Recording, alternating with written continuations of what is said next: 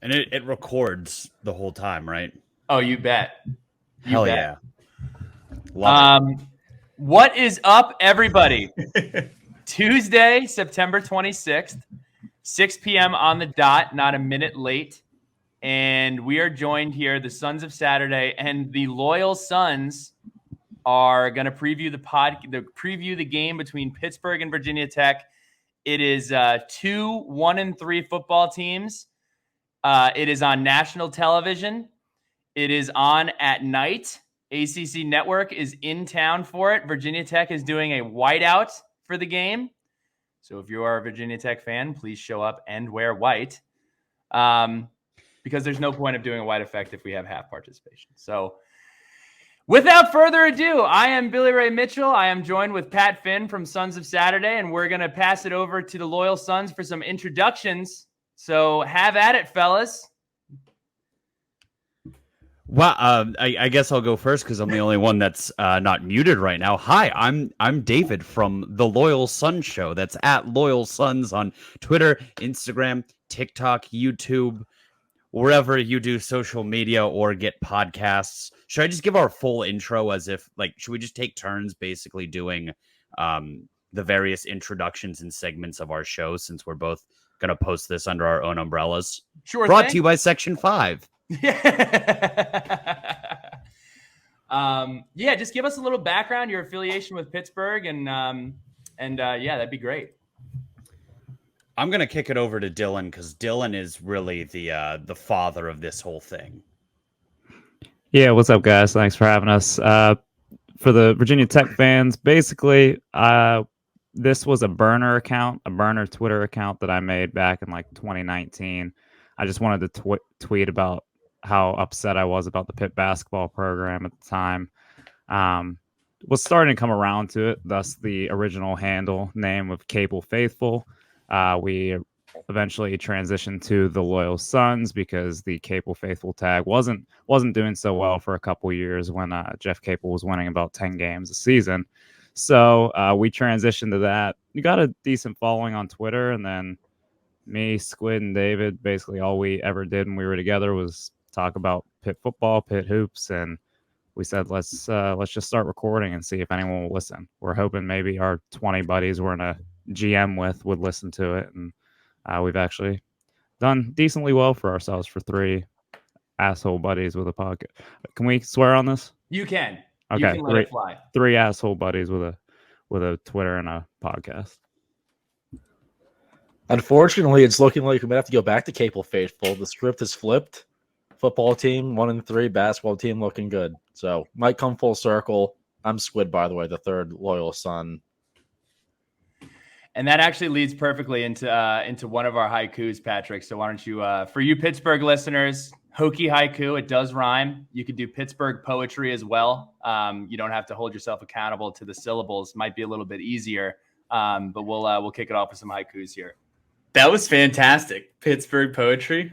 We love alliteration, yeah. Well, Bill, since this is going on the Loyal Sons feed too, we should do a quick intro. Yeah, no, Billy Ray Mitchell played football at Virginia Tech from 2014 to 2018. Season ticket holder, love Virginia Tech football, basketball, baseball, all sports. And we do a podcast called Sons of Saturday.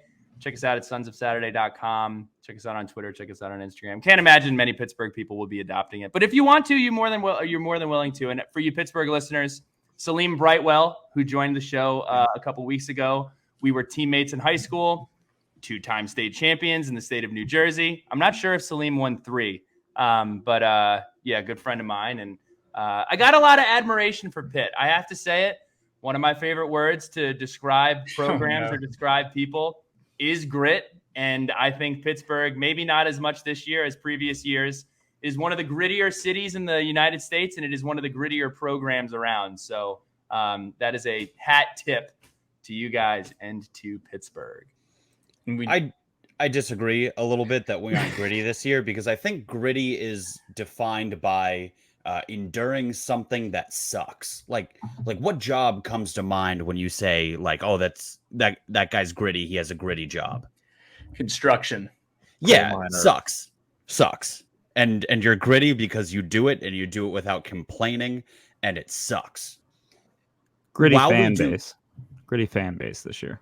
Yeah, yeah. So while we are complaining like a lot, I'd still say it's pretty gritty that we're enduring this Pitt offensive product.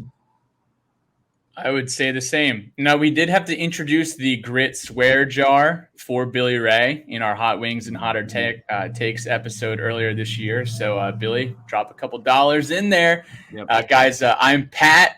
Great to be on with you here. When we saw the Loyal Sons and Sons of Saturday, we are not exclusive to daughters as well. We have had our fair share of hooky daughters on the podcast over the past few years. But I'm based in Charlotte, North Carolina. Both my folks went to Virginia Tech. I graduated in 2017 and also have season tickets up there with BRM. So fired up. And with that, let's jump into the hooky haiku and Pittsburgh Panther poetry. We got a submission from Pete McGee. Fourth most important team in city of Pittsburgh can't fill stadium. Wow. Throwing some jabs. All right, this next one, I'm going to let you guys take this one. Squid, if you want to read this next one, are you looking at the doc right now? No. Okay. Dylan, I am. Preparation. Dylan or Dave, do you guys want to take it? I got it. Virginia Tech is maybe the only team worse than Pitt is right now. That's Nate Schurman. Sounds like a Loyal Sons listener. And then this last one, I actually wrote this one about an hour ago. ACC B-ball schedule's coming out tonight. It is almost time. I think we could all get behind that hooky haiku. Got to check it out at 7 p.m. on the ACC network. They're doing the schedule release for both men's and women's. Tune in. We'll see what the schedule release looks like this year. As I know, with football, it is always a 4.5 hour production, and it only needs to be about 10 minutes. Now, really quickly, Pat, before all the keyboard warriors are going to get upset that we have mailed it in on football, that is absolutely not true. We'll be at every single home game. We are going to Tallahassee. We are going to Charlottesville. But we would be lying if we didn't say that it was rather exciting to see some basketball practice being had yesterday. So I did just want to address that for everybody who's going to have some snarky comments about that. It's time to dive into some history. I want to say this. When Virginia Tech was kind of crafting their, who are the ideal people that we should play every single year, obviously the first couple that come to your mind are the Miamis of the world or the UVAs of the world. And Pittsburgh was on that list for me. They were on there with North Carolina. I think we've had really, really fun, intriguing matchups every single time we've played. They've had stakes for the most part for somebody. And it's just been a fun matchup every single year. It has been interesting, though. It seems like there is sprinkled in just an absolute take you to the back of the shed and beat you to death. Typically, to be fair, that comes from the run game of Pittsburgh. So, Pat, why don't you go ahead and hit on some of the high notes for Virginia Tech, and we can talk about the other side of the coin as well. Yeah, we'll go back and forth here a little bit with some Hokie history and some Pitt Panther pastimes. So this is the first matchup where Tech and Pittsburgh are playing each other in this new ACC format without the Coastal. However, it does not get more old school Big East than Virginia Tech and Pitt. Obviously we've played each other 22 times in the past, going back to 1993. And when Tech took the hiatus from the Big East, there was about a decade of no Virginia Tech and no Pitt football. But we are de facto rivals, and Pitt is one of the three built-in games every single year. We love this matchup. I will say, ever since you guys changed your uniform scheme to the, more of the mustard, gold, yellow, whatever you want to call it, and the lighter shade of blue, as you guys can see on Squid's shirt, it looks like. You guys look a lot better, and you've been playing a lot better football as well. So we can appreciate that as a school that needs a rebrand ourselves, considering our pants and our uniforms look more of a magenta shade then maroon. So we need to figure that one out with Nike. How But dare they? Wow. awful. Yeah. Awful. Well, if the team's not winning, everyone complains about everything else, which, is natural. So I am going to, rabble on about the magenta pants. 11-11, dating back to 1993. This is the 23rd game. So this is the rubber match here. Virginia Tech is 7-3 against Pittsburgh at home.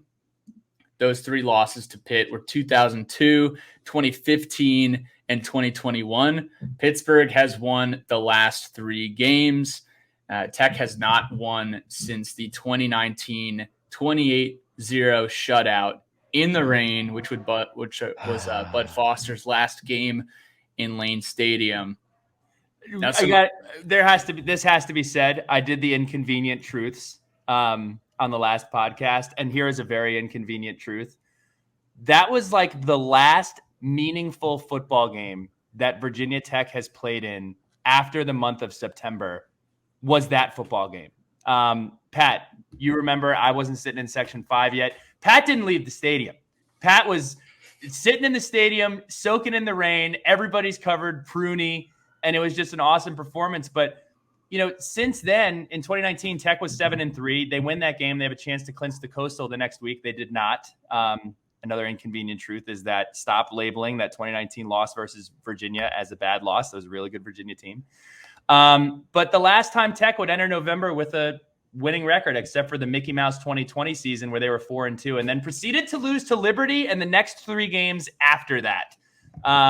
So this is, that is the last time, in my estimation, that Virginia Tech has played meaningful football before after the leaves have fallen off of the tree. You know who did leave the game early that day? Dylan and I, about halfway through the third quarter. I think the reason Virginia Tech won that game was because we were there. There was a stretch. It was probably like 6 games straight where our friend group went on a road trip to a Pitt game and Pitt lost. Like, we had not seen a Pitt road victory in like 4 years. Eventually we got off the schneid there. We did win some road games since, but that was one of the more brutal trips because we were eager to see Blacksburg, eager to see what we thought was a pretty good Pitt team play. And it rained and rained and rained. And we punted and we punted and we punted. It was bad.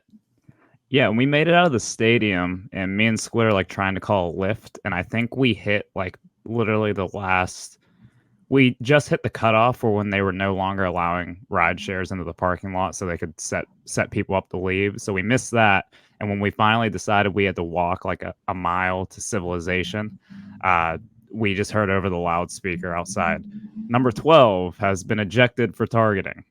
And that echoes in my brain forever now when I think of seeing games in Blacksburg. Well, I have a story about that game. As I was at Sharky's after the game, and that whole game, I was like, "Yo, Paris Ford is an absolute stud." I mean, this guy is hitting guys. He was all over the field that day. And my buddy Matt Rivera actually went so far to say that Paris Ford is going to be a first-round draft pick. I bet him on that day. I won $100. That was a dumb thing to say. He's an undersized. Where was he drafted? He was not drafted at all. And Billy, I gotta say, that's not the first time you've made a bet with your buddy about someone getting drafted and then not living up to the hype. Remember Sean Wade? You thought was going to be a first rounder. That is true. I did think that. And then, so I'm at Sharky's and I was in the middle of saying the sentence. I said, "Man, Paris Ford is," and somebody who turned out to be his mother or aunt or somebody says, "Paris Ford is what? Paris Ford is what?" And I said, "Paris Ford is a stud." And that's exactly what I was going to say. And she says, "You're right. You're right." I was like, "Okay." We still won 27-0. So, but yeah, that's my Paris Ford story. We have a lot of Paris Ford stories, but we're gonna save you the next 30 minutes and keep on cruising right through. Very, very checkered legacy at the University of Pittsburgh. Good ball player. Good ball player. Certainly. Yeah, that was an exciting game. Bud Foster's last game. Norrell Pollard had the scoop and score touchdown. We only allowed 3 first downs the entire game, or I think 3 third down conversions it was. looking at the old box score. And then prior to the game, I think it was a defensive back or a wide receiver from Pittsburgh was trying to tear up the Virginia Tech Hokies logo in the end zone. I remember that going out on Twitter from David Cunningham. Let's see. What else do we got here? 2017, the goal line stand. Reggie Floyd had the rundown, and after 4 plays and the game's over 20-14, Virginia Tech wins. The team rushes onto the field, and Billy Ray Mitchell is seen as the cheetah in khakis sprinting to the other sideline. Pure elation. 2016, I was at this game Thursday night. It was my senior year, and after looking at these numbers that Virginia Tech put up, it really just did not seem like it was real. A 39-36 victory. We had 556 total yards. Gerard Evans was 24 of 40 with 406 yards. Bucky, Isaiah, and Cam Phillips all had over 100 yards receiving. Joey Sly set a record for points by a kicker in a game with 6 field goals and 3 extra points. This just doesn't seem real, to be honest with you, and I kind of want to rewatch this game considering the offensive juggernaut we were that night. This was the pass the salt Pat Narduzzi game. Yeah, because you kept pushing off. Oh, I don't know about that. I think this was the prime example. If you ask Pitt fans back when everyone was in the camp of Narduzzi's defense will not work in the ACC, this was the number one game they would point to, because I think there were probably a dozen different times at that game where me and Squid probably turned to each other and said, all right, we just need to stop on this 3rd down, and this is ours. And then Bucky or Isaiah, Cam, take your pick. They would catch a back shoulder over Dane Jackson, Vontae Mack, like pretty good corners, guys who play in the NFL now. But yeah, that was brutal. And then I'll talk about 2 more and then turn it over to you guys for your fun. You can take some jabs here. 2013, this really what I remember from this game. I believe Tom Savage was the quarterback at Pittsburgh, but this was the Kyshon Jarrett massive hit on was it Devin Streeter down the sideline, just completely obliterated him in a 19-9 win in Lane Stadium. And then 2000, Michael Vick sprains his ankle in Lane Stadium. We're undefeated at this point. I think it's late October, early November, and we narrowly escape behind. Lee Suggs has like 160 yards and 3 touchdowns. Dave Meyer has a clutch drive at the end of the game, and Carter Worley kicks a field goal to win 37-34. If Michael Vick does not sprain his ankle against Pittsburgh in 2000, Virginia Tech probably goes to the national championship again.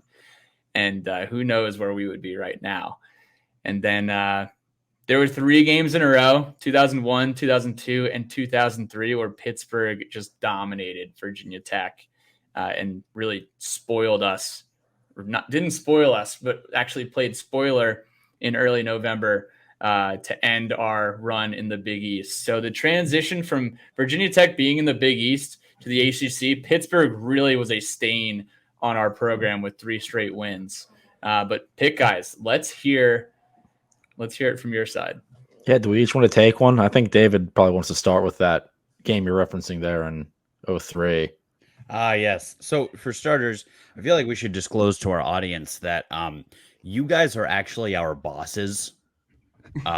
So we have been threatened under penalty of losing advertising revenue to not run up the score on you too bad. So please keep that in mind. No, the one I want to talk about, very personal to me, 2003. It was the first college or NFL game I ever attended. I was but an 8-year-old boy, and I went with my dad and my older brother. That was the game where number 25 Pitt beat number 5 Virginia Tech with a last-minute touchdown from recurring guest Lusaka Polite.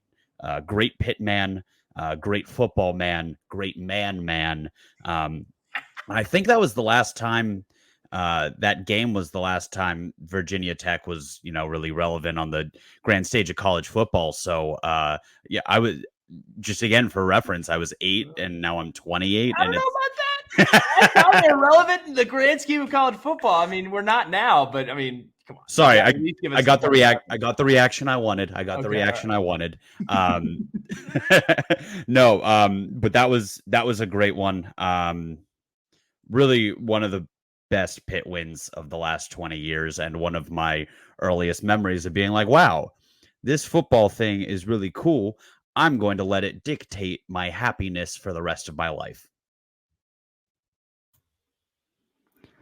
And then we have a bit of a lull here. So we're going to jump from 2003 to 2018. I know there's some other wins there, but I think this is more of when we really came into our own as Pitt's going to dominate every Saturday we spend in the fall for the rest of our lives. The 2018 game back at Heinz Field. I was actually was able to pull up an article I read after that game, like a week after. This was like one of the most dominating performances by one Power 5 team over another, like in the last decade. So Quadri Olison and Darren Hall combined for 421 yards on the ground. Quadri Olison made a permanent Caleb Farley-shaped indent into Heinz Field when he stiff-armed him into the turf on his 97-yard touchdown run. And Pitt averaged 13.9 yards per play on offense that game, which was the most in the FBS in a 13-year span. Pat, you were at that game, weren't you? That was horrendous. 2018 was just like, if you look at 2018, you're just like, how was our defense this bad? Like, our defense was horrendous in 2018. And you look at the stat line from this game, Ryan Willis had a pretty solid stat line, 22 of 34, 231 yards and 3 touchdowns. And he ran for another 65 yards. And you're like, what went wrong? Eric Takuma, 2 touchdown catches.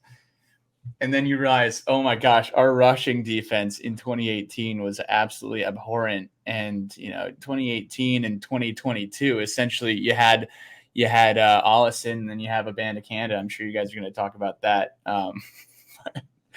This was one of the only, I think this was the first time I ever left a game early, actually. Left before halftime, freezing cold, and we had a massive group, and we just sent it to Tequila Cowboy and just spent like the next few hours there and had an awesome time. But just a historic evening, pretty awful. Small world. We were probably at Tequila Cowboy too shortly after the game, so might have brushed shoulders, might have thrown some jabs after a big win, because that was a big game for Pitt. It was early in the year or middle of the year, big for the coastal race. Mm-hmm. And we'll go on to the next one. Another big rushing game. For some reason, Pitt can run the ball down Virginia Tech's throat at will lately. Dude. And last year, pretty one-dimensional team. Keaton Slovis wasn't looking like the sharpest quarterback in the Power 5. And it was a kind of a sloppy game early on. Pitt was down against a Virginia Tech team that we thought we were a lot better than. And then we just kept giving the ball to Izzy, and he kept picking up 10 yards and scoring touchdowns anytime he got the ball. A couple of things on both of those games. I'll start with 2021. That was the most, understandably so, but it was the most toxic and dejected I have seen our fan base at a football game. That was the first game that we heard Fire Fuente in the stands. Screaming obscenities, extremely upset. You knew the end was right there. And you just came in and you kicked our ass, and you did it again in 2022. I have a quick comment about 2021. Yeah. 2021 was the first year that we have started selling alcohol in Lane Stadium. So that was kind of like the game where it was like, this game is so over, but I am with all my friends, and there's a bar right on the other side of the Section 5 portal. And we just kind of kept going back and forth and, hung out and drank our Fighting Hokies lager, which now, guys, we'll talk about, but you can buy PBR in Lane Stadium. Fun fact. That was kind of like, hey, we can still have fun even though we're getting crushed. And then 2022 is misremembered, I think, because if you look at the final score, it's 29-45, and basically Barry Sanders, Tony Dorsett, Ricky Williams, and Mark Ingram all had a kid, and it was Israel Abanikanda that day. But people forget, like, that entire game was pretty close. The third quarter was a disaster, but in typical Tech fashion, these last 2 years, I'm looking at the scoring summary. At the beginning of the fourth quarter, Virginia Tech blocks a punt, ends up being a touchdown, and Tech's down 29-31 at the beginning of that fourth quarter. And again, that was a not good Virginia Tech football team, but it's kind of misremembered. I think it was actually I don't want to say it was one of the better games that we played, but it's misremembered as being a blowout when it, in my opinion, was not. It was just an unbelievable performance by Israel Abanikanda. Yeah, I agree with that. We were sitting in our usual season ticket section, and there's a notorious row of older gentlemen in the 2 rows behind us that just complain about everything. Mm-hmm. And there were a few of them the whole game. It's like, why are we running the ball so much? It's stupid. It's like 3rd and 6, and we're trying to run the ball, like nonstop complaining about running the ball. And then fast forward 2 hours, we have 320 rushing yards and 6 on the ground. It was a hilarious turn of events because I don't think they were really wrong, but it just really, really blew up. No, it's a very odd box score. I mean, you look at the thing that jumps off the screen, obviously, is Israel Abanikanda, 36 carries, 320 yards, 8.9 yards per rush, and 6 touchdowns. But you look at some of the other stuff that's really interesting. Grant Wells threw the ball 47 times, and he had 277 yards. He had a 70.2 QBR. Keaton Slovis literally didn't have to do anything, but he did throw 15 for 28 for 170. He had an interception. Shocked. Man, it was... That is such a Keaton Slovis stat line. And then Caleb Smith in that game had 9 catches for 152 yards. I actually am curious when we've had a receiver put up those type of numbers previous to that performance. But that was yet another game. One of my favorite statistics. You're getting killed in the rushing game when you have safeties leading your team in tackles. And what do you know? Chamari Connor and Nasir Peoples led the team in tackles. That means that they were making tackles 10 yards beyond the line of scrimmage. So that is the recap on Pittsburgh versus Virginia Tech. Yes, it's a fun rivalry. I am fired up that you guys are on our schedule every single year. I don't know how fired up I'm going to be after Saturday, but I gather that you guys kind of have that same thought line. And I know, Pat, you're going to hit the storylines. We also got a comment here from YouTube. Where is it? And it is from Brock. Hail to Pitt. It's a mid-off this week. It is indeed. What is going on, guys? Like, coming into the season, Phil Jurkovec, I'm like, guy's probably going to do pretty well. Solid quarterback. Before the season, I'm thinking, he's probably an NFL prospect, probably has a chance to get drafted. Pat Narduzzi does a great job developing folks. And, I can somewhat understand why we are where we are, but why are you guys where you are? Phil Jurkovec.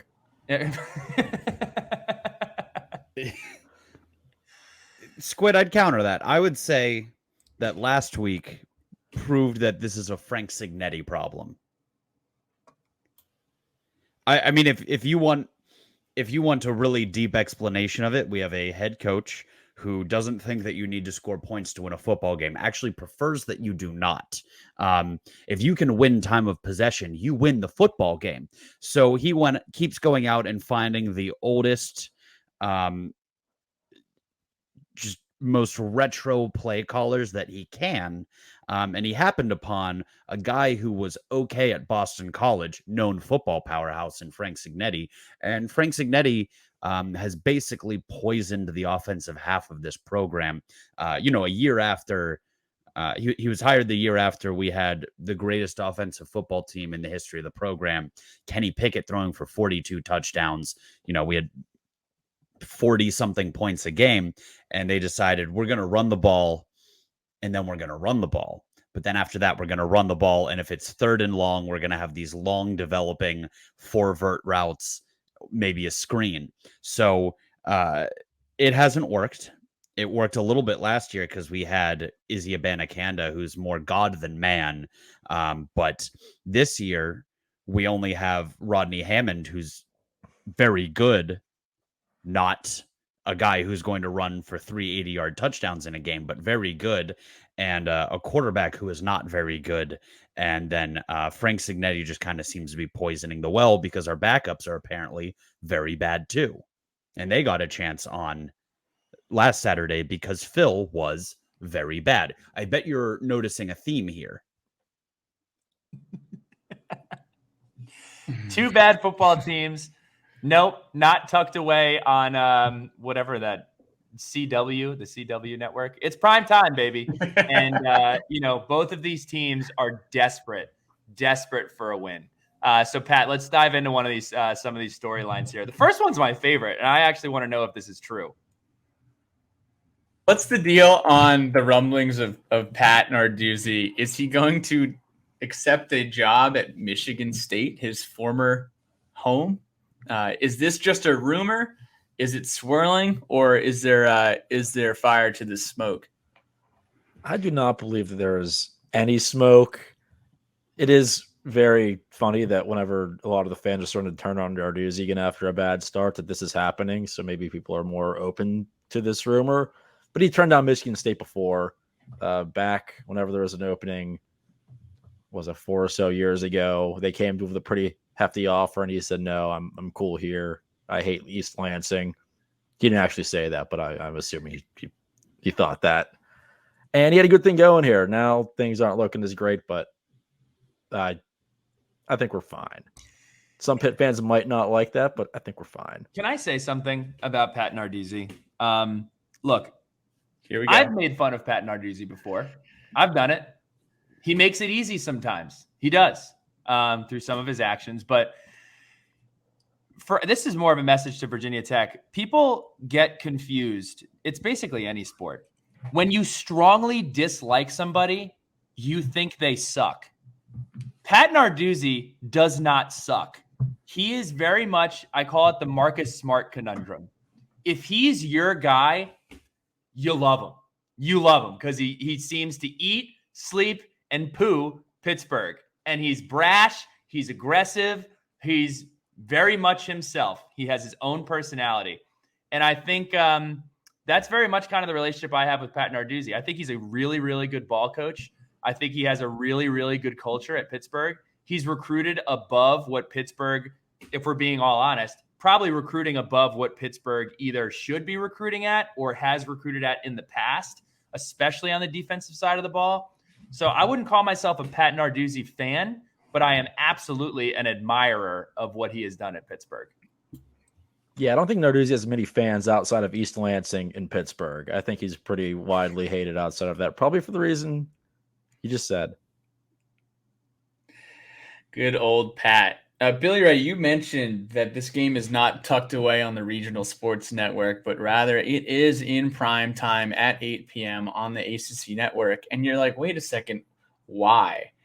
You have a 1-3 team and you have a 1-3 team, and the crew has already been to Blacksburg, and ESPN's coming for Syracuse Thursday night in a few weeks. So you're like, wait, what's going on here? Oh, well, if you actually look at the ACC schedule, Florida State's on a bye. Miami is on a bye. North Carolina is also on a bye. Wake Forest is on a bye. You got Louisville and NC State, which probably would have been the game that's on Friday night. You got Duke and Notre Dame in the primetime spot on ABC. You got Clemson and Syracuse on ABC at noon. And then that leaves Virginia at BC and Bowling Green at Georgia Tech. So naturally, there was no option. naturally, you know, we were the last girl at the bar at 2 a.m. Yeah. You can say what you want about Virginia Tech, but Virginia Tech will put a football game in a great position to be on prime time because this game sold out like 3 weeks ago. So obviously you're going to get good ratings and you're going to get a nice Enter Salmon and some solid production. again. So that being said, let's talk about these teams. Let's talk about the football game. Pittsburgh comes in at 1-3. You beat Wofford week 1. Common win from us. We also beat Wofford last year, so might have to trade some notes. Lost to Cincinnati week 2. Be larger, be faster, have funding. Is that what you guys got from it last year? Yes, that's what happened. That's what happened. Lost to Cincy week 2. Lost to West Virginia in the backyard brawl in Morgantown, and then most recently lost to Carolina in Acrisure Stadium last weekend. Virginia Tech for the Loyal Sons following. We are 1-3 as well. We defeated a lesser opponent in week 1 in Old Dominion at home, and then have lost the last 3. Purdue at home, Rutgers on the road, and most recently Marshall on the road as well. So something's got to give. Billy Ray, I know you're teeing up some cues. Yeah, no, I have a question. I know that you guys hate Penn State. I know that you guys hate West Virginia. And I don't want to, everybody kind of imagines themselves as like, you're the hero in your own movie. But who do you guys hate in the ACC? Like, who do you guys dislike? And that's not really more of a reflection on like you guys not having like a rival. It's just in the ACC in general, like who do you love to hate the most? Because I don't know if there's somebody. I think it's us. Do you guys hate us the most? Is it us? We're unrivaled. Okay, cute. But who do you like? If you had to power rank your top 3 teams that you hate in the ACC, who are they? This could go a lot of different directions, Yeah. but can I give it a shot, Squid and David? Go for it. Give me UNC. I hate them. Miami, Virginia Tech, and Miami. that could go in any order. The Miami hate kind of comes from we've had this weird rivalry with them where it's like we beat them when we're not supposed to, they beat us when they're not supposed to. Every time we play them, it's they have dudes. UNC beat us the first 6 times we played them in the ACC. Larry Fedora had Narduzzi's number, and I'll tell you whose number he did not have, and that was Justin Fuente back in the day. yeah. And A then, lot of good that's doing them now. Both of them, I guess. So it's us, Miami, and Carolina. Okay, that makes sense. I would say we hated Virginia Tech a little bit more, maybe 5-6 years ago. I think we kind of disliked the teams that were overrated by the media. So now you see every year Miami top 25. Virginia Tech was kind of hanging around that range a little bit too long, I think. People kept putting them in the top 25 and they'd have an average season. So we're like, they're not that good. We're better than them. So I don't think you're there anymore. It's kind of like we're almost in the same boat. So I don't hate you as much. We hate the teams that constantly get given the benefit of the doubt. So, when we open the first AP preseason poll in July or August, whatever, and we see, regardless of the results last year, Virginia Tech and Miami in there, that gets us fired up. We're big rankings guys in terms of the fact that we just get pissed off at them. You never get the benefit of the doubt ever. I will say that, and I do think that that's BS. But you guys do never get the benefit of the doubt. Yeah, we have not been in played those our rankings for a while. I'm just Yeah. I was gonna say So you guys that have played reason's your way gone. out of that. yeah. Damn. All right, more storylines. Wait, do you hate us back? Yeah. I don't Billy? hate you. I don't hate you the way that I hate UNC. I hate UNC because they're soft. Like I hate UNC because they're soft and they're always overranked. And I love showing that they're soft. I do love beating Pittsburgh. I do.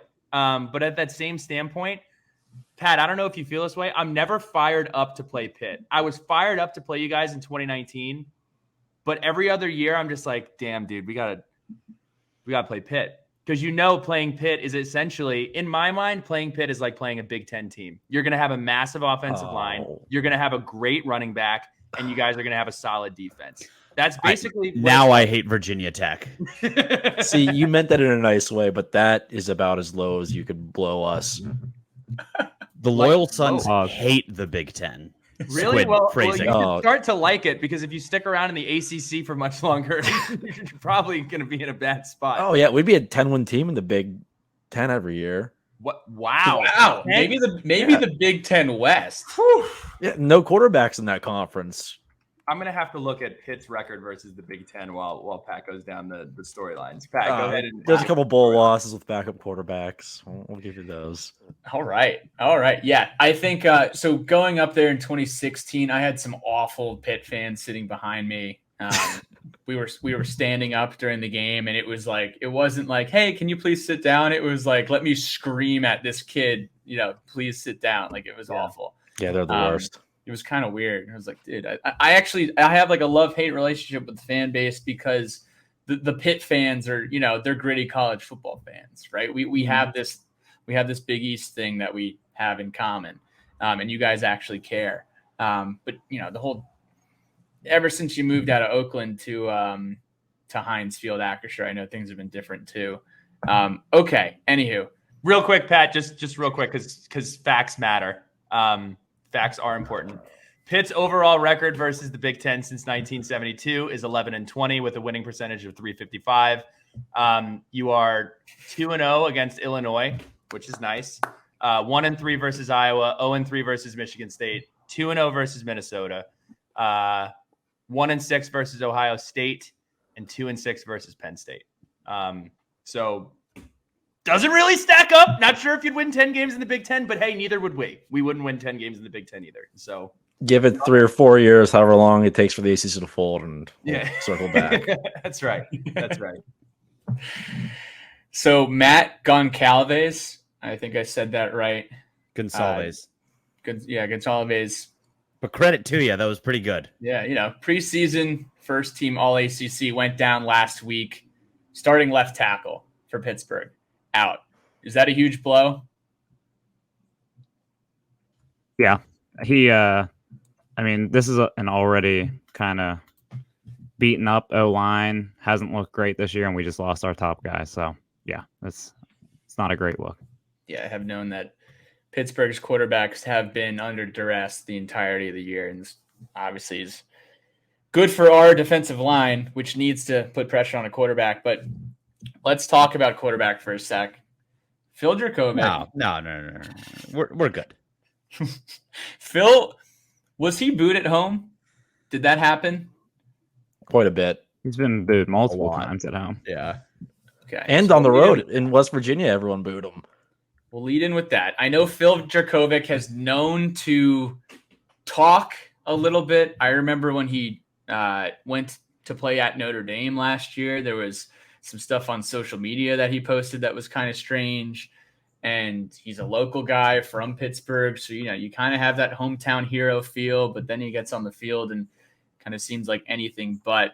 This is not Phil Dracovic's first game against Virginia Tech. He's been a college student for a long time. This will actually be his 6th game against the Hokies as a member of 3 different teams. And in games that he has actually played, he is 1-2 as a starter. You talk about 2020. He went 28 of 51, threw for 345, 2 touchdowns and 2 interceptions in a loss when he was at BC. 2021, arguably a top 5 worst game in the Fuente era. Phil Dracovic only went 7 of 13 for 112 yards and an interception. Not much was going for any Hokie game. Any Hokie fan who was at that game in 2021 at Boston College, I just feel for you. And then last year in Lane Stadium, 15 of 28 for 135, a touchdown and a pick. We sacked him like 6 or 7 times. And this year, kind of more of the same, right above 50% at 46 of 90 for 583 yards, 4 scores and 3 picks. And we know he got hurt in the Carolina game early after getting off to a great start, it seemed. I didn't watch the game, but just, checking out the numbers. Is he confirmed out this week? Is that still up in the air? I know it was concussion protocol from getting hit on a targeting call. Pat Narduzzi will not hint one way or another. The closest hint we got was that Nate Yarnell, our third string quarterback, will be more prepared to play this week. Direct quote from Coach Pat. So I don't think we'll know until kickoff. That quote alone kind of made me feel like they're prepping him to come in if Vayer's not ready to go. But quite frankly, I have as good an idea as you guys do right now. And we can share our hand a little bit at the quarterback position. So our third string quarterback, Pop Watson, who a lot of people before the season, I gave Chris Riekert a lot of grief. A lot of national media members have been asking, why are you guys not playing Pop Watson? To me, it's because he's 176 pounds, but has a live arm, really athletic. He was suspended last week. He is now back with the team. So he's in the fold. What'd he do? We can let the people guess, but we'll leave it at that. But he's back after a week. He's back after a week. Handled what he needed to handle. Pat put it out. Probably had to do some sprints. But he's back with the team. And then Grant Wells, who was our starter early on in the year. I think personally, number one, if he was healthy, you probably still go with Kyron Drones because of what he adds to the run game. I also think he's more banged up than people think. That's just kind of been the talk of town, is that he's been pretty banged up. So quarterback situation is interesting because Kyron Drones is such a great runner. He's a good runner. He adds running to the fold for Virginia Tech. But if he gets hurt, not really sure what Virginia Tech does if he does go down. So that's kind of the quarterback situation at Virginia Tech. So we should try to knock him out of the game. I suppose so. We're going to jump into some lines here. Some were submitted. Pat, see if you can get any from Grant Watson, because I know there are some in here. Yeah, I'll pull them up from the bottom. But these are the lines. And what do you guys call this segment? The Loyal Sons Sportsbook. Loyal Sons Sportsbook. Brought to you by the original Big Shot Bobs in Avalon and Kennedy. Big Shot Bobs. Big shout out to Big Shot Bobs. So the first one, and we'll just go round robin here. More interceptions or passing touchdowns. And again, this isn't even grief. I just truly believe that there'll be more interceptions than there are passing touchdowns. I think Tech I hope, is going to commit to the run game after what we saw after one quarter. Virginia Tech on paper has the second best passing defense in America. Now Pat's laughing. We do have very talented defensive backs. I think that number is that way because teams just run the ball at will against us and they don't need to pass the ball. So fortunately for us, you guys can't, well, I guess it's not even fortunately for us. You guys are going to run the ball and we know you're going to run the ball. And, I'm not too confident we can stop you from doing so. So anybody have anything else? Anybody think there'll be more passing touchdowns? I think we'll be, all aligned on that. Picks. Just because of the way Pitt has been all season and also the fact that our backups might be starting this one. The only way it goes under is if we just don't pass the ball, which is a serious option. Well, let's hope that's not the option that you guys choose. Pittsburgh over under 199.5 rushing yards.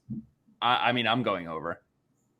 Yeah, this is probably going to hit. It sounds like your guys' running back room is pretty talented.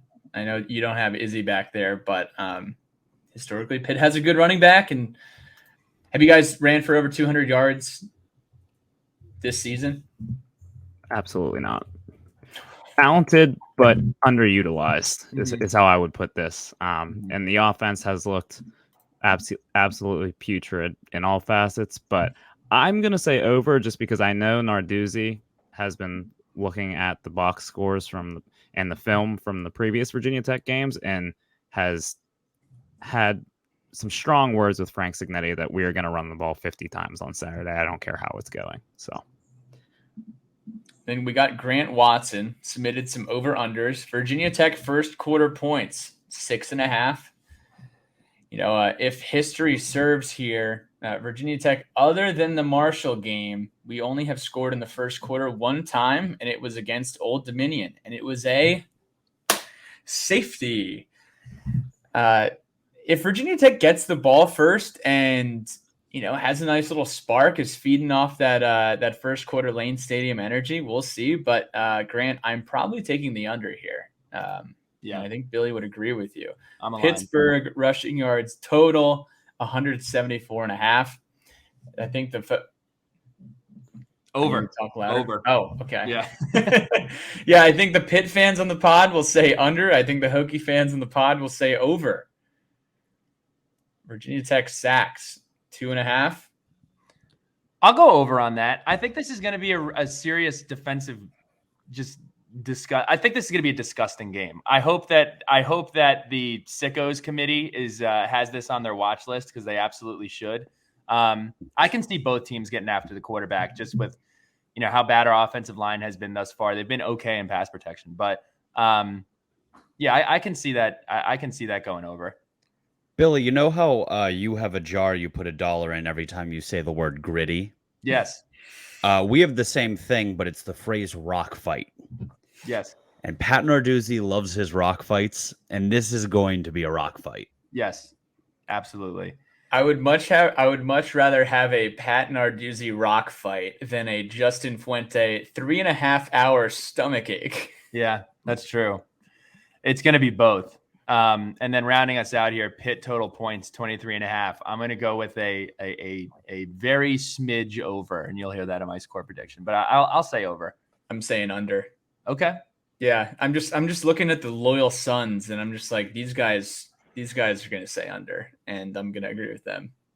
The lines for the game are Pittsburgh -2.5, and the over under is a barn burner 39.5. I mean, I feel like every single week we read the over-unders for Virginia Tech. We're previewing Iowa.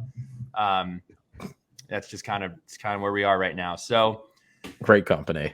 I guess I'm going to give you a little elevator pitch on what our offense is, and then you guys can ask us questions.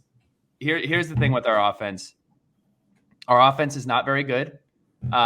We, I think, have the ability to run the football. Kyron Drones has added that ability for us to get creative and run the football. Bashal Tutin is a very talented running back who just does not have a lot to work with. When he has the ball in space, he's able to make plays. As far as the offensive line is concerned, not good. Virginia Tech is one of the worst rushing teams in the country. We're one of the worst third down teams in the country. We are one of the worst scoring touchdowns in the red zone teams in the country. So that's pretty much the offense. As far as the wide receiver room is concerned, Ollie Jennings going down has been a huge, huge issue for us. Players for you to look out for would be the Gosnell brothers. They've been pretty productive, good at catching the ball in space and falling down. They're kind of like, catch, get out of bounds, catch, get tackled guys. Daquan Felton has kind of stepped into that 1.5 role. Young player, really, really big. When you see him on TV, you're going to be like, oh my gosh, this guy's massive. Just a little young. And then Jalen Lane is kind of, I don't want to call him a game breaker, but he's fast. He's sure-handed, and he's probably the most reliable wide receiver we have without Ollie Jennings in with his injury. So that's kind of the preview of our offense. Do you guys have any questions on that? I'll fill in some gaps too. Jalen Lane has been battling a hamstring injury that he suffered in the Purdue game. Him and Ollie Jennings got hurt within a quarter of each other, and these were two of our biggest offensive gets in the portal over the offseason. So he will probably, I don't know if he's full go right now. He did play last week, but I think he had 1 or 2 catches, was not necessarily an impact player. Daquan Wright is a big body tight end, wears number 8. Every single time the ball is in his hands, he does register a first down, it seems like. I know he had a pretty good game last year at Pittsburgh. And then just to offer a little bit more about Bashal Tutin, our running back, super effective in the passing game.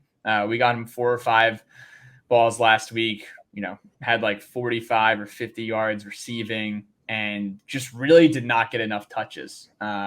Probably had 8 yards per touch, 10 yards per carry, was using him really well in the first half and only gave him 4 or 5 carries in the second half. So this is an offense that has been depleted by injuries. at this point in the season at quarterback, at wide receiver, and on the offensive line as well. A ton of issues on the offensive line where we just have guys standing like this, blocking nobody, it seems, when you run the tape back. So yeah, have fun. What kind of questions do you guys have? Or what have you guys seen from us on offense so far? Is Grant Wells starting? I would venture to guess no. I would say Kyron Jones is going to be the starter. So it seems like you said a lot of bad things. What would have to happen for Virginia Tech to come out with a win? Virginia Tech, in my opinion, is just take the script from what you did in the first quarter against Marshall and do that for more than 5 minutes. I think Tech did a really good job coming out and establishing the run, and we probably surprised ourselves a little bit that we established the run. The story of the season so far has been Virginia Tech falls behind by multiple scores, and the offense is just incapable of climbing over that hill. So, for me, I'll get into this in the keys of the game, but the defense has to hold it together early on in the game. We can't be playing catch up with our offense. One of the things that I do want to mention, I know this doesn't really fall under offense. If I had to give like an MVP for the season this far, it's our punter. Peter Moore has had an awesome season thus far. He's obviously been asked to punt a lot. He does help change the game. A lot of punts pinned inside the 10, inside the 5.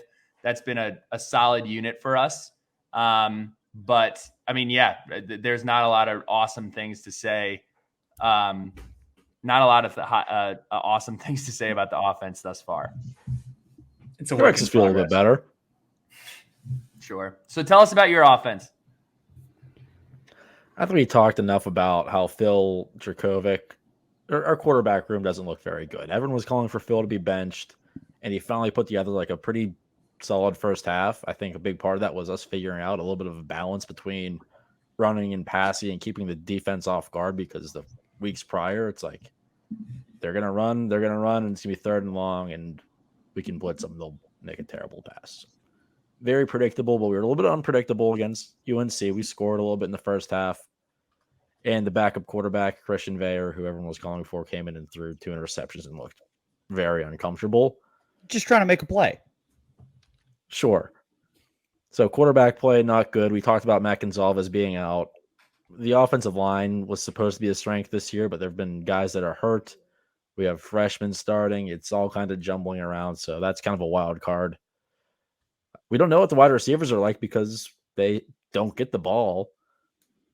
All we do know is Gavin Bartholomew is one of the top tight ends in the country and is severely underutilized because we can't get him the ball enough. Yeah, Gavin Bartholomew is currently averaging 24 yards per reception. Problem is he only has 9 receptions on the year. And if I had to guess, I don't have the Pro Football Focus numbers in front of me.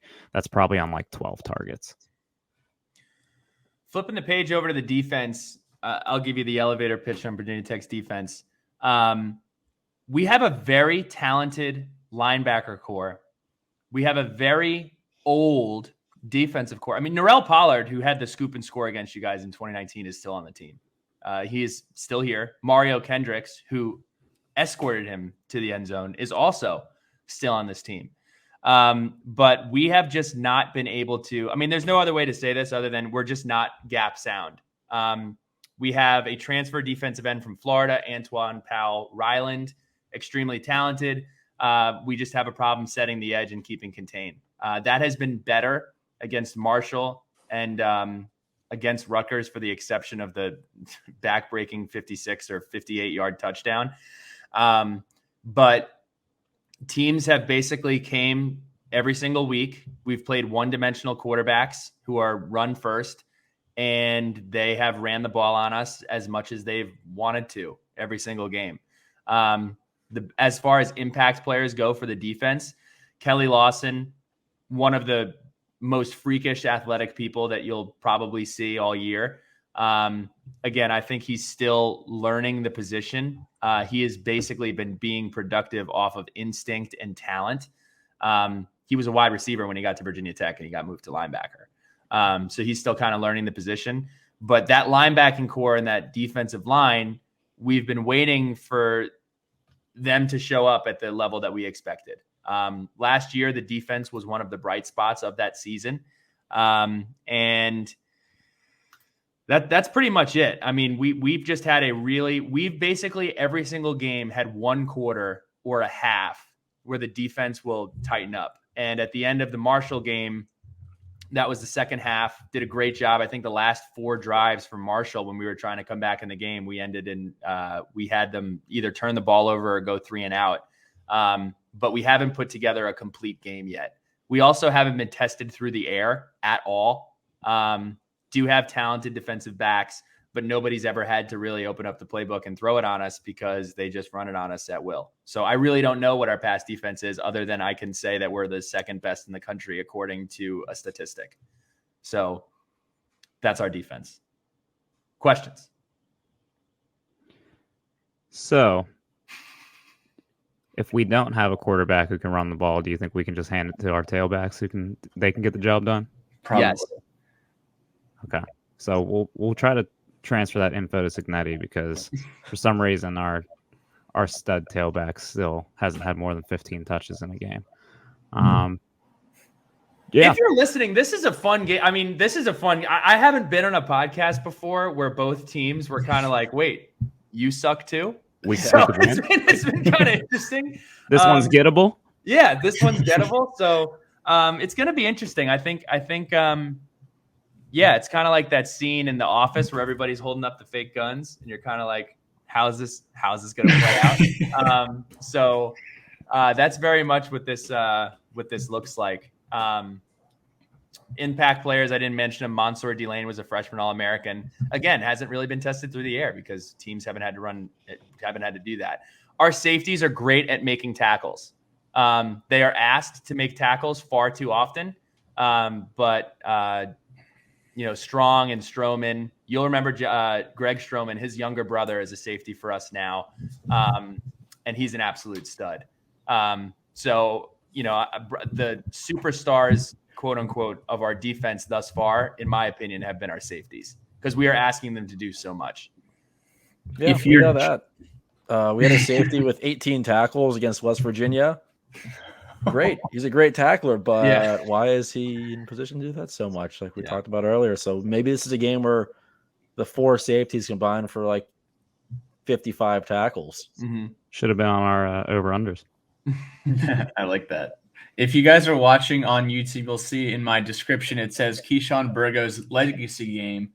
That is one of our defensive ends. And, if I know anything about Pittsburgh from the last hour and 2 minutes we've been chatting, is that you guys cannot hold off DTs or defensive ends from getting to the quarterback. Can this be the game where Virginia Tech gives Pittsburgh's quarterback hell in the pocket or out of the pocket, whether it's Keyshawn Burgos, whether it's Powell Ryland, as Billy Ray mentioned as well, Cole Nelson, or you see Mario Kendricks and Norrell Pollard, Feldarius Payne, who had a great game against Marshall, Josh Fuga clogging the middle and getting through to the quarterback as well. But yeah, Squid, you guys talked about the safeties at Pittsburgh. Would love to hear a little bit more about the guys up front and the guys in the middle as well. What's going on with the Panthers on D?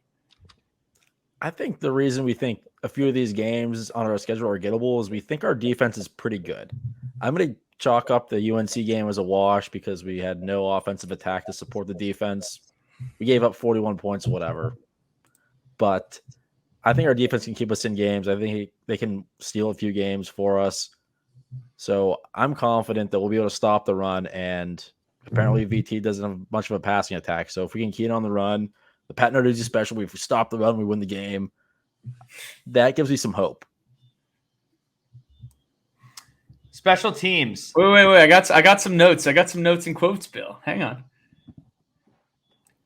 So Pittsburgh giving up 28.3 points per game, which is 79th nationally. 18.7 first downs per game, which is 46th nationally. Now, I know you guys said this earlier. If you control the time of possession, you win the football game, according to Pat Narduzzi. The opposition of Pittsburgh is averaging 33 minutes and 1 second with the ball. So that would explain the record. That's good for 117th nationally. And then you guys have only picked off one pass all year, have recovered 2 fumbles. I know that the turnover, I think it's -4 overall on the year. Donovan McMillan. Oh, I know that name. We're familiar with him. We really wanted him a few summers ago. He chose the Gators, and he actually leads the team in tackles now at Pittsburgh. Came in through the portal, and pretty bummed that we missed out on D Mac. I know he's a Pennsylvania guy. Javon McIntyre, another safety, 22 total tackles, and then Solomon DeShields, 21 total tackles. So DeShields and Shane Simon, it sounds like, are the guys in the middle, and then the big boys are Samuel. You guys got some fun names. Lola. Yeah. Lola. So let me give you a rundown on that front 7 real quick. So DeShields and Brandon George and Shane Simon, they're the ones leading in tackles. The guy who's gotten all the hype for the last 2 preseason camps, Bengali Kamara, he's our guy, and he's the one that we're waiting to like have that game where it's like, oh, this is why we've heard so much hype about him. He's the one that everyone points to on the defense. It's like that guy should play in the NFL in a year. But we haven't really seen that play out on Saturdays. And then on the D line, Andy's hurt. Just throwing that out there. Also, he was in a boot last week, but recurring theme. Yeah, recurring theme. And then if you look at the D line, we've got a ton of experience up there. We've got 3 6-year seniors rotating at D tackle. We've got a 5th-year senior on the end, Nate Temple. Dayon Hayes was a big recruit, 4th-year guy. So a lot of experience there, or should I say a lot of years in college. Temple and Hayes really getting on the field more because they were behind a bunch of guys who have now moved on to professional football, but kind of missing those playmakers on the D-line that Pitt's had in years past, the Kalijah Canseys, Jalen Twymans. So we're not getting that same type of production from the D-line. I also think it's partly because they're playing catch-up in a lot of these games, and it makes it a little tougher to pin your ears back. But there's the defense we think is pretty good, but there's still a lot that we want to see to feel a little better. But I don't know how much better we could feel right now with this record.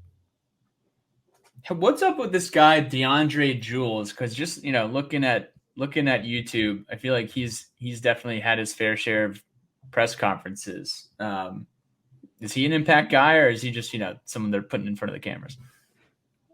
Jules is a guy. He's another one of those guys who's just been sitting behind these players who can now play college football for 6 years because of COVID, and he really has never really been able to break out as a consistent rotation guy. Well, this year in camp, they said he came in, he looked great shape, standard camp talk, best shape of his life, but has actually been able to break into the rotation a bit. He's huge, he's scary. How much of an impact will he make? That remains to be seen. But he's kind of just part of that rotation of experienced, older interior D linemen that have kind of left a little bit to be desired. So we'll roll into special teams, unless you guys have any other comments on the D. Let's move on. We have a good secondary, but we'll leave it at that. Special teams. We'll talk about Pittsburgh first, just because it was a, call it, volatile weekend for special teams for Pitt last weekend.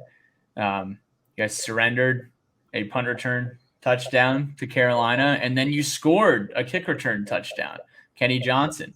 And then I know there was a blocked punt as well. What has the outlook on Pitt special teams been this year so far? Well, Kenny Johnson, he housed the kickoff last week. He's a true freshman from York, PA. Probably the freshman with the most hype coming out of camp. And he only has 2 catches on the offensive side of the ball, but pretty much showed off his athleticism on that kick return. He's a guy that everyone within the program is really excited about, and honestly wouldn't be surprised if you guys see a little bit more of that, on the offensive side of the ball moving forward.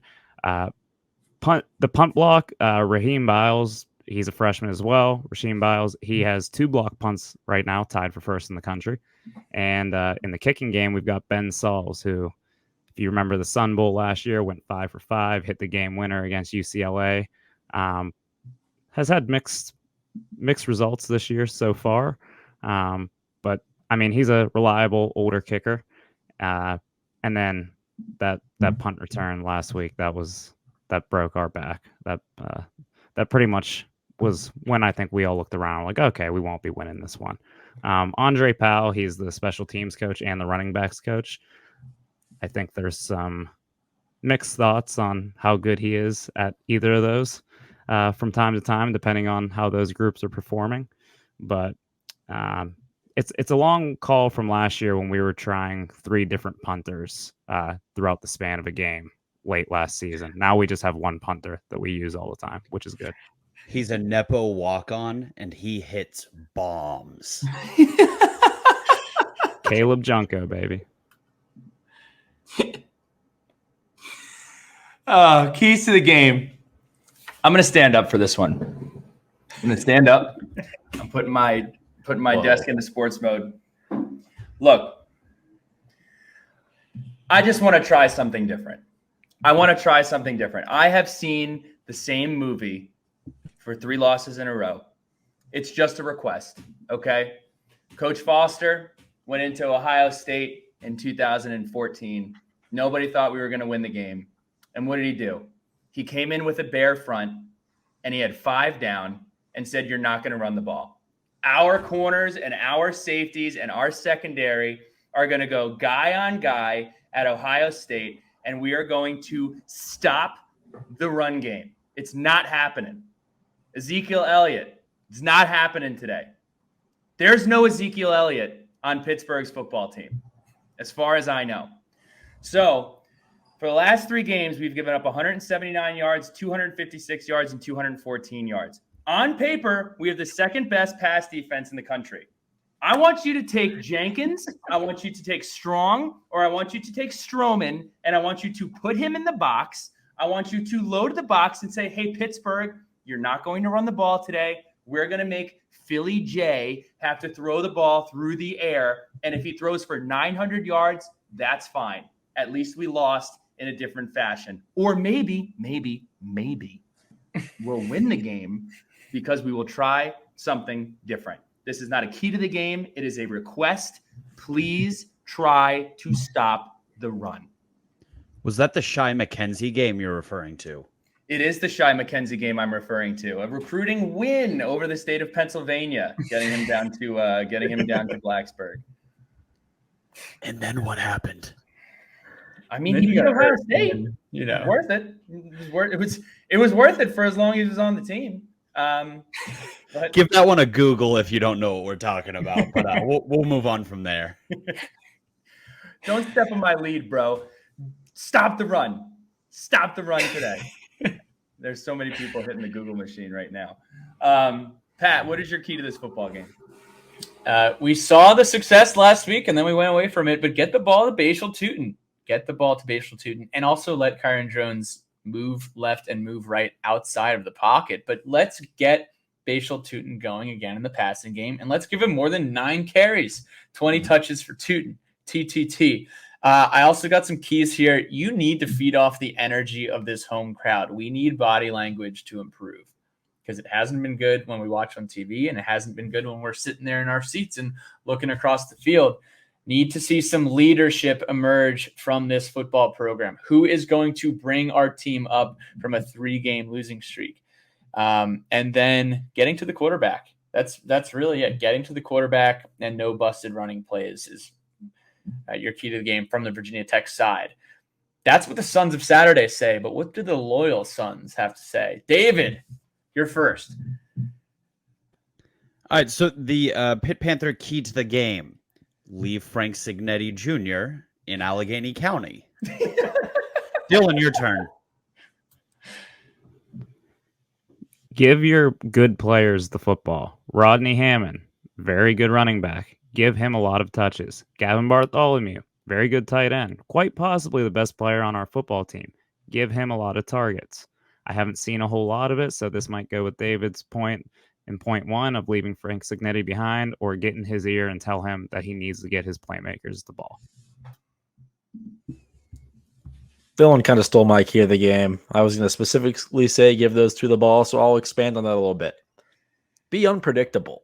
When we played West Virginia, everybody in the stands knew what play was coming. And after the first drive, West Virginia started putting 8 in the box and blitzing up the gut. We couldn't do anything. Same thing against UNC. We had a good first drive, mixing it up a little bit, but it's a theme. After the first couple drives, defenses figure us out. All it takes is like one sit down on the sideline with the team huddle, make a quick adjustment, and boom, you got us figured out.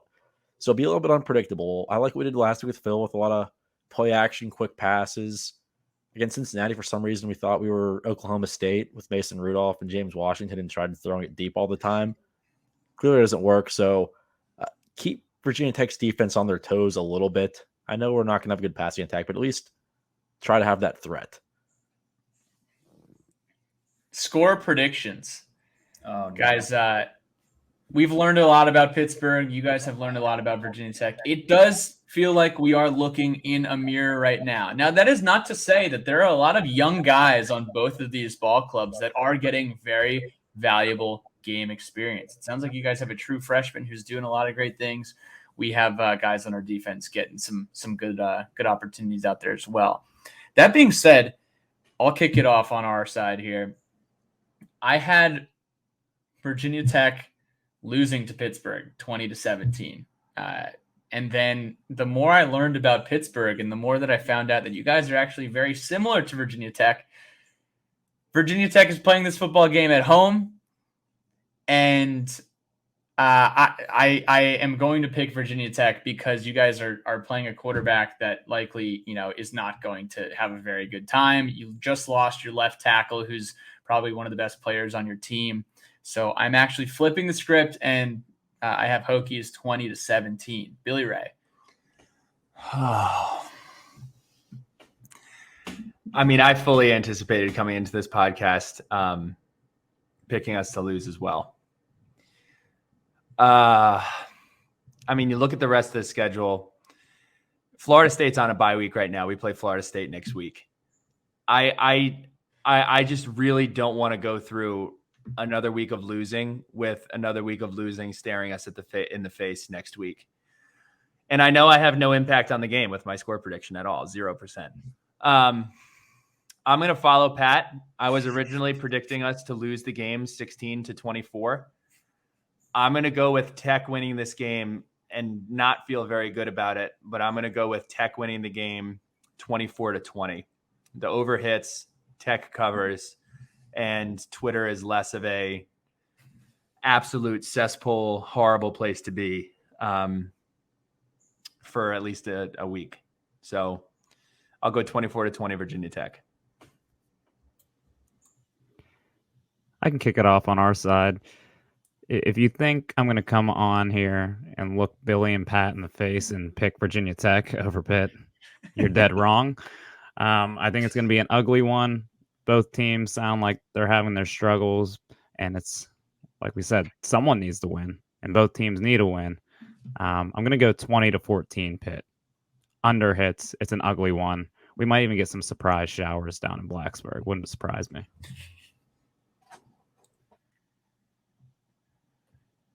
Let me start off with a question.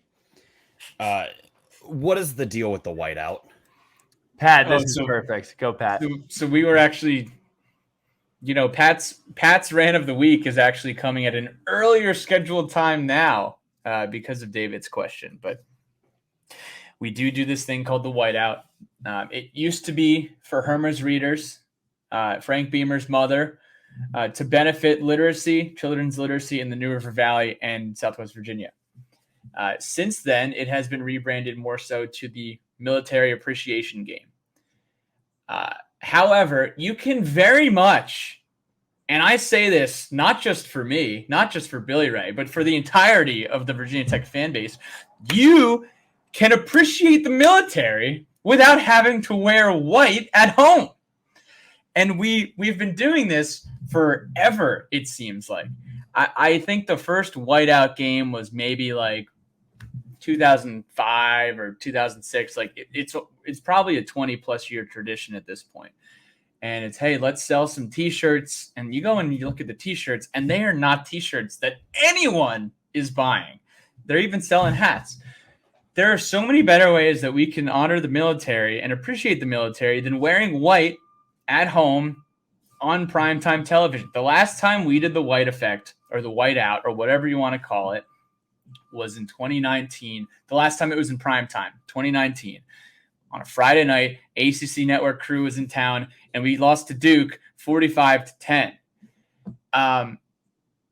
The white effect is awful. So I could continue to talk for the next 10 minutes about this, David and team.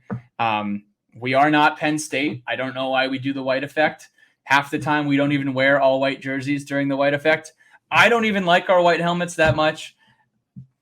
That's it. Hot take on the helmets, but I couldn't agree with you more on the whiteout. And I think the problem with it is, and I understand Penn State wears blue, but so many people wear maroon on game day, and it just, if you don't have full participation, it just looks poor. It does not look good. I'm going to wear white.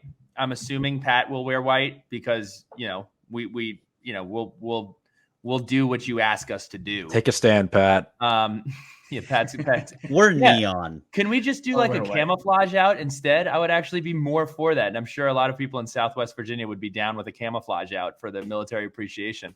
I think that would actually be kind of cool. You're welcome for the free game, athletic department. But yeah, no, it's bad. It looks bad. It's we don't play well when we do it. So that's it on the white effect. Well, the last time this many people wore all white in Virginia, that got ugly too. Pitt 28, Virginia Tech 17. David is not pulling any punches today. Squid, go ahead. Yeah, David, you're fired. I went down swinging, Billy. I can't top that. It's going to be a weird, ugly game, so I'm going with a weird score. Pitt wins 19-16. 19. I don't know how we get there. Maybe a bunch of field goals, maybe a safety, block punts. Who knows?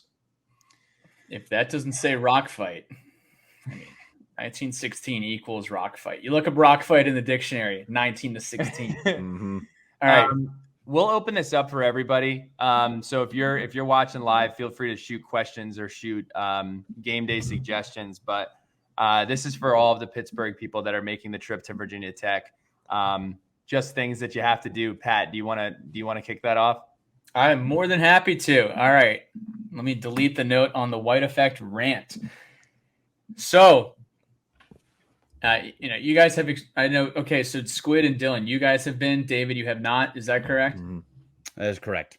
Okay. Well, first of all, welcome. Hope you have a fantastic time. You are going to meet some very kind people. Every fan base does have a-holes. Hopefully you don't meet any of them on Saturday. I think as a collective, we do have a very kind and welcoming fan base, even though, Pittsburgh, this is a long time rivalry dating back to 93. Let's see. Plenty of places to check out downtown. You got all day long to hang out, tailgate, check out the sights and scenes. But I want to kick things off with doing a little campus tour. Maybe myself and Billy Ray will give you the classic walking backwards. This is where I lived freshman year. This is where I studied my business classes, blah, blah, blah. We have a very pretty campus. Check out the pylons, check out the Virginia Tech 416 Memorial, check out Burris. Obviously, the way that the Virginia Tech athletic facilities are set up is very complimentary to the campus. It's right next to where the students live. So, you get all your freshmen living right next to the basketball arena and living right next to Lane Stadium. I want to talk about downtown a little bit. You can go to the Cellar, get an awesome bite to eat, check out Sharky's. I definitely recommend going to Top of the Stairs and trying a rail. You do have all day long, so just pace yourself if you try a rail, but a Tots rail is definitely on what many would say the Blacksburg bucket list.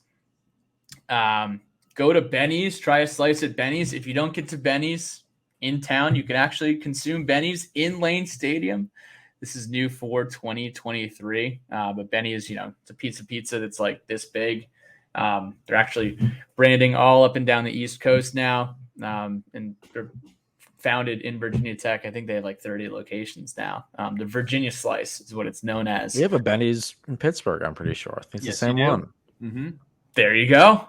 That's some ACC loving we're showing you guys. How about it? Biggest pizza box I've ever seen. Yeah. Is that the one Danish tried to eat the whole pizza? Yes, And then he threw up the everywhere? challenge. Yeah, okay. Yeah, it's really hard to eat a whole one of those, I'm told. Hard. It's near impossible. Let's see. What else do we got? There's no Big Al's. Can't send you to Big Al's. If you go to Rivermill, Rivermill is right around the corner from top of the stairs. You could try what we like to call a river bomb. It's an Irish car bomb. Souvlaki. If you guys like, Mediterranean or Greek gyros, souvlaki is like essentially this hole in the wall place that's been in Blacksburg forever. And they have unbelievable gyros at souvlaki. Definitely recommend running in there and trying a souvlaki gyro. Bill, you want to take tailgating? Yeah, tailgating's fantastic. You can just beep bop around all of campus and all around the football stadium. For those who have never been there, again, the athletic facility is nestled right on the edge of campus.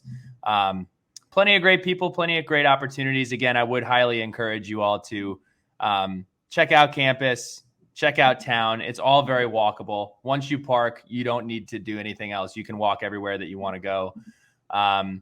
So, that's kind of the lay of the land there. That's pretty much it. It's a great place to watch a football game. We do have an awesome entrance. Try to get into the stadium early. Pat and I, we're maybe a little bit on the early side. We get in about an hour early. But definitely 30 minutes before kickoff, you want to be in the stadium. You don't want to be caught up and miss any of the pregame festivities. So that's absolutely something that you want to do. Yeah, I will say too, Dylan and Squid, did you guys go to Center Street or did you guys check that out? Check out the scene over there prior to the 2019 game? We were at Center Street, right? It's Squid. It was with there's a bunch of apartments over there, and there's a sea of people. A sea of people. Yeah, it's you walk through the woods to get to the stadium from there. Mm-hmm.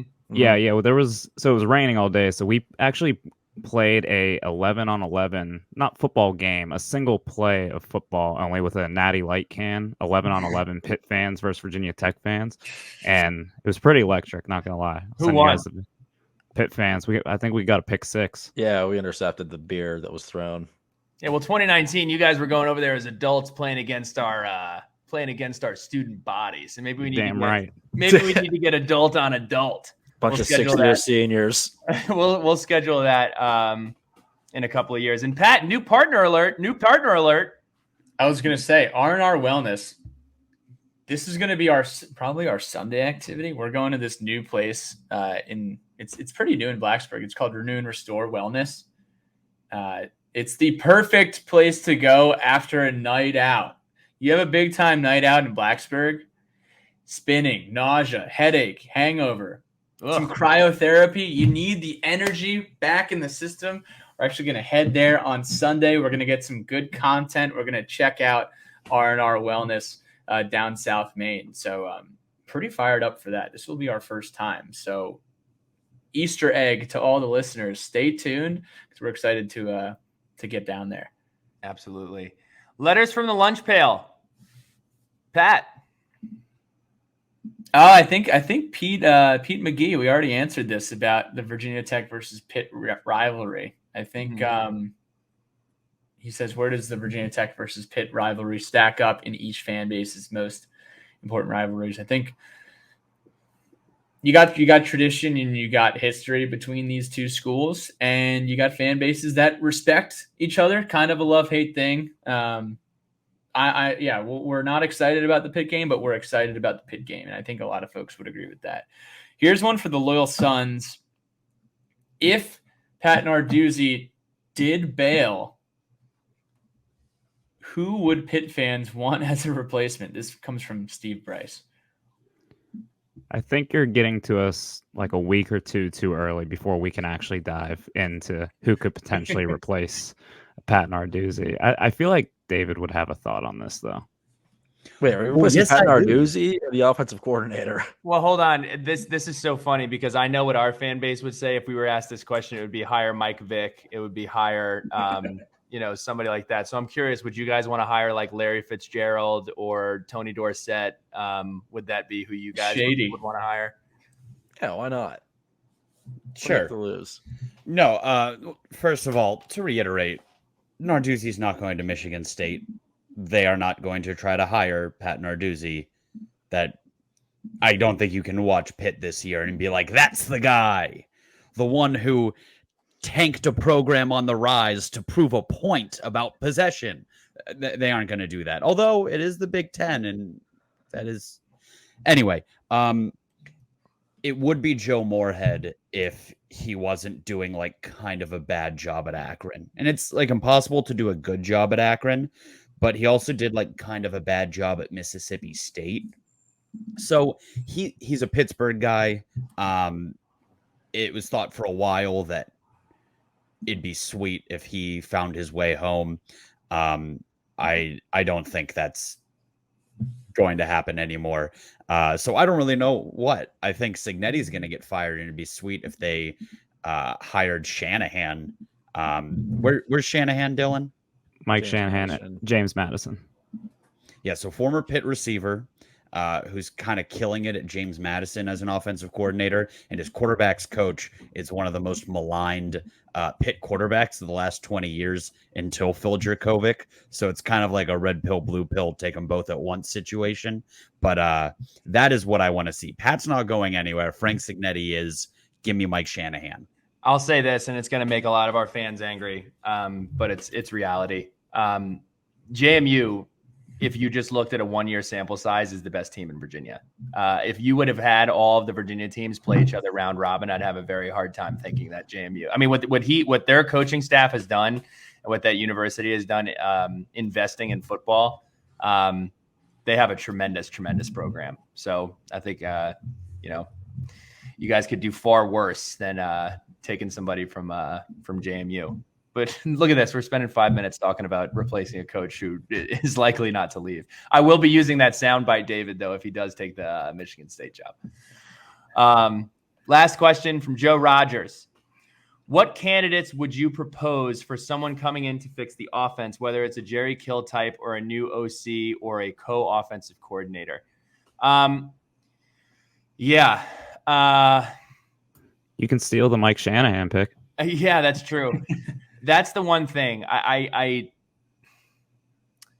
My answer to this question is I think the biggest problem that we have right now is just a lack of experience on the playing field and with the microphone being on the head. And I would love for somebody like a Jerry Quill to come in, and whether his role is sitting in on meetings, proposing play calling, or honestly taking over play calling, if that's something that they wanted to do. I personally am not big on replacing a coordinator completely in the middle of your season. I don't know of many times that has worked out well.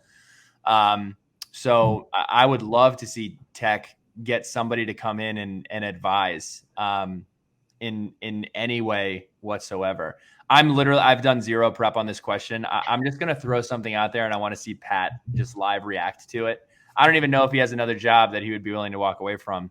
I mean, would you be willing to bring in, like, brace yourself.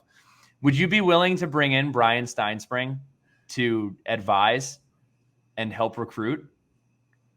I mean, to help recruit, yeah, but I don't think Steiny is going to fix the offense. Would Steiny be able to put a better product together than what we are doing now? I think so. I mean, when we had Steinspring, it was mobile quarterbacks and running the football. And that's what we have right now. If you want to build around a quarterback, you build around Pop and Kyron Drones for the next few years. So that's where, okay, maybe we can use a guy like Steinspring. I think more so on the recruiting side, though, than the actual scheme. But, yeah, I mean, this is a good question from Joe because history lesson for the Pittsburgh folks.